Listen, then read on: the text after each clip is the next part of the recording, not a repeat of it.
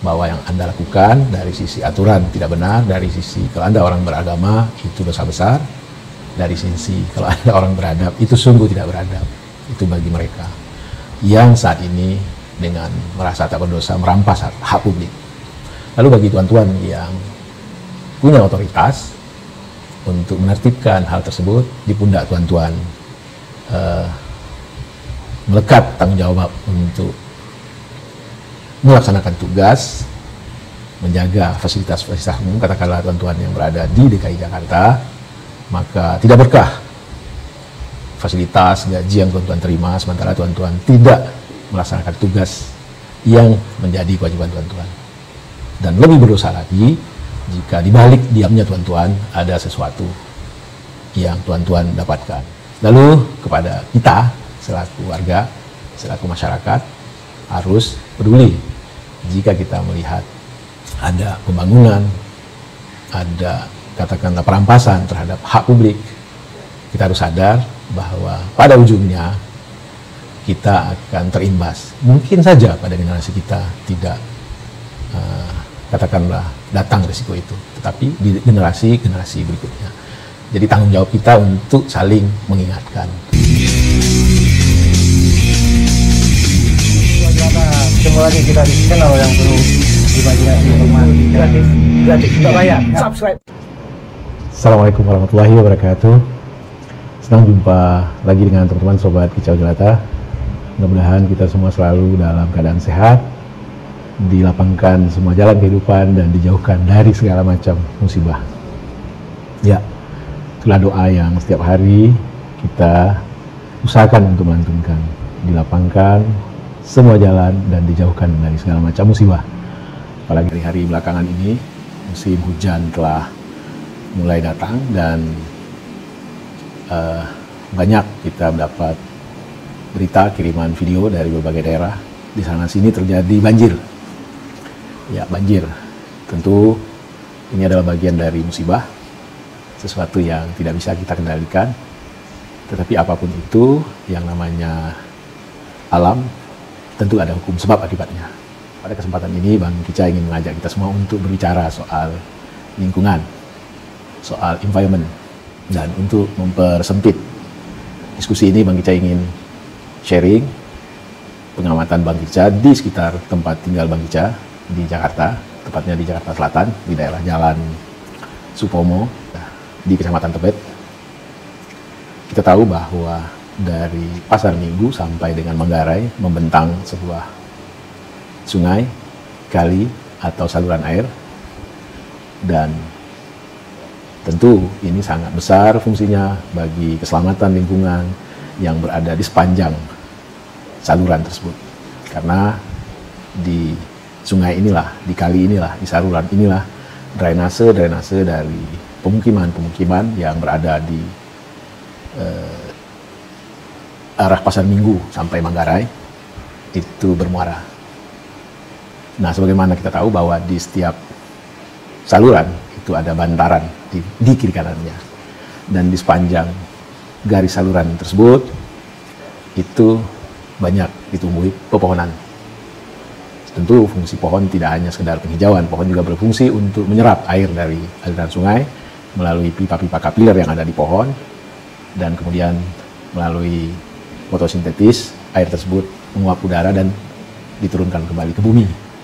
Jadi begitu pentingnya fungsi pohon.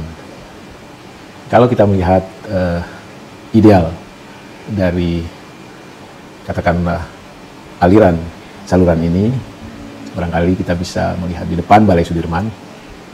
Sepanjang Balai Sudirman itu hanya ada jalan masuk ke balainya sendiri sekitar 3-4 meter, dan di ujung yang arah ke Manggarainya ada jalan keluarnya. Sementara sisi lainnya sepanjang Balai Sudirman kita melihat aliran air di saluran sangat lancar. Kemudian di kiri kanan saluran tersebut bantaran dipenuhi oleh pepohon dan trotoar, lalu baru jalan raya.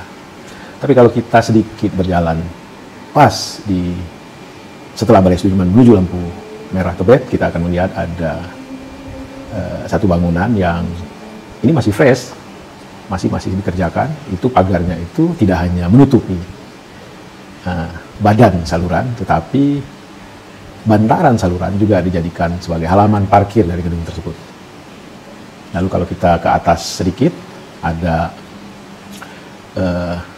di perempatan atau di pertigaan Jalan Merpati, sebuah kantor saat ini sedang ditutupi oleh sek, dan berdasarkan pengamatan sepertinya sungai atau aliran saluran air dan bantarannya juga akan dijadikan, ya katakanlah, lahan parkir barangkali kalau dilihat arahnya memang ke sana. Lalu kita ke atas menuju Pancoran, ada sebuah restoran ayam yang telah dalam tanda petik merampas saluran dan bantarannya yang arah ke trotoar menjadi bagian dari lahan parkirnya. Di sebelahnya minimarket juga melakukan hal yang sama, dan di ujung ke arah Pancoran ada dua dealer mobil yang telah menjadikan aliran sungai dan bantaran dari saluran tersebut menjadi bagian dari halaman mereka. Dan mendekati Pancoran beberapa bulan yang lalu, ya kita tahu di sana dulu banyak sekali di atas aliran itu dan di bantarannya dibangun kios-kios liar, dan itu sudah ditertibkan. Kalau memang serius untuk menertibkan, mestinya tak hanya kios-kios liar saja yang ditertibkan, tapi juga para pemilik gedung yang membangun landasan parkir halamannya di atas saluran air, dan itu kasat mata dari Pancoran sampai ke Simpang Kasablanka kelihatan betapa banyaknya penyalahgunaan itu. Tapi ya setidaknya oke lah, ada yang ditertibkan. Nah, saat ini yang patut kita sesalkan adalah jika tak bisa menertibkan yang sudah katakanlah berdiri, setidak-tidaknya seharusnya tidak lagi mendiamkan, mengabaikan apa yang saat ini sedang berlangsung, yaitu bertambahnya para pemilik gedung yang membuat bangunan di atas saluran air, bahkan mengambil bantaran saluran menjadikannya bagian dari halaman mereka. Tentu hal ini tidak bisa kita biarkan. Sebagai warga, yang bisa kita lakukan adalah memberikan laporan, berteriak-teriak, itu saja, karena kita tidak punya otoritas untuk melarangnya. Dan kita berharap bahwa para pemangku kebijakan yang mempunyai otoritas untuk menertibkan ini benar-benar melakukan pekerjaannya dengan sungguh-sungguh, dengan benar.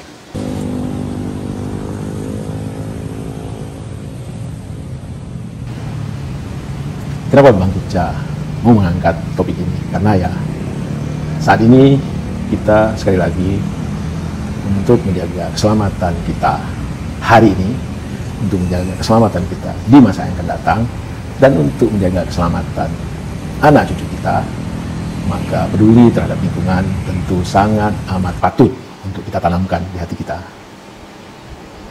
Saintis membuktikan bahwa kita ini secara keseluruhan, alam dan kita, apapun yang ada di dalamnya itu saling terkait.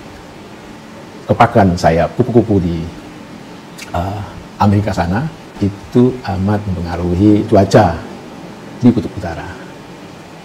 Cairnya bongkahan es di Kutub Utara sangat mempengaruhi iklim, temperatur di seluruh dunia. Jadi we are all connected, dan tentu karena kita saling bergantung, karena adanya hukum sebab akibat, maka sangat waras, sangat wajar kalau kita benar-benar menanamkan di diri kita sadar terhadap lingkungan. Dan kita tahu sekarang ini bahasa yang paling menjadi tren di dunia internasional bukan do you speak English, do you speak Germany, tapi do you speak environment. Ya, itulah. Lalu kembali ke soal saluran. Kita tahu bahwa tentu ada aturannya, dan Bang Kicca sudah mempelajari, tidak ada satu alasan pembenar jika kita mendirikan bangunan jembatan atau menutupi saluran air, apalagi mengambil bantarannya. Jadi bagi kawan-kawan atau siapapun Anda yang tanpa merasa berdosa saat ini sedang melakukan perampasan terhadap hak publik, melakukan perampasan terhadap fasilitas umum, maka sadarlah bahwa yang Anda lakukan dari sisi aturan tidak benar, dari sisi kalau Anda orang beragama itu dosa besar, dari sisi kalau Anda orang beradab itu sungguh tidak beradab. Lalu bagi tuan-tuan yang punya otoritas untuk menertibkan hal tersebut, di pundak tuan-tuan melekat tanggung jawab untuk melaksanakan tugas, menjaga fasilitas-fasilitas umum, katakanlah tuan-tuan yang berada di DKI Jakarta, maka tidak berkah fasilitas, gaji yang tuan-tuan terima, sementara tuan-tuan tidak melaksanakan tugas yang menjadi kewajiban tuan-tuan. Dan lebih berdosa lagi, jika dibalik diamnya tuan-tuan, ada sesuatu yang tuan-tuan dapatkan. Itu lebih tidak berkah lagi, lebih tidak baik lagi. Lalu kepada kita, selaku warga, selaku masyarakat, harus peduli jika kita melihat ada pembangunan, ada katakanlah perampasan terhadap hak publik. Kita harus sadar bahwa pada ujungnya kita akan terimbas. Mungkin saja pada generasi kita tidak datang risiko itu, tetapi di generasi berikutnya. Jadi tanggung jawab kita untuk saling mengingatkan, jangan didiamkan, karena meremehkan satu masalah itu sama saja dengan menunggu datangnya suatu musibah. Ingat, meremehkan suatu masalah itu sama saja dengan menunggu datangnya satu musibah. Musibah tidak akan menimpa si perampas, tidak akan menimpa si aparat, tetapi akan menimpa semua orang yang berada di lingkungan tersebut.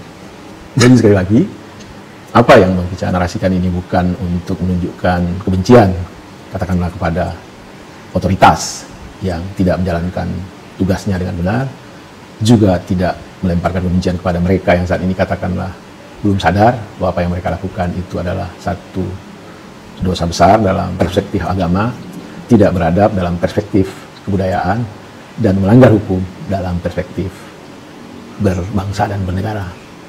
Jadi sekali lagi, mudah-mudahan kita semua sadar bahwa peduli terhadap lingkungan itu harus kita tanamkan, dan itu semua demi keselamatan kita saat ini, demi keselamatan kita di masa yang akan datang, dan demi keselamatan anak cucu kita di masa yang akan datang.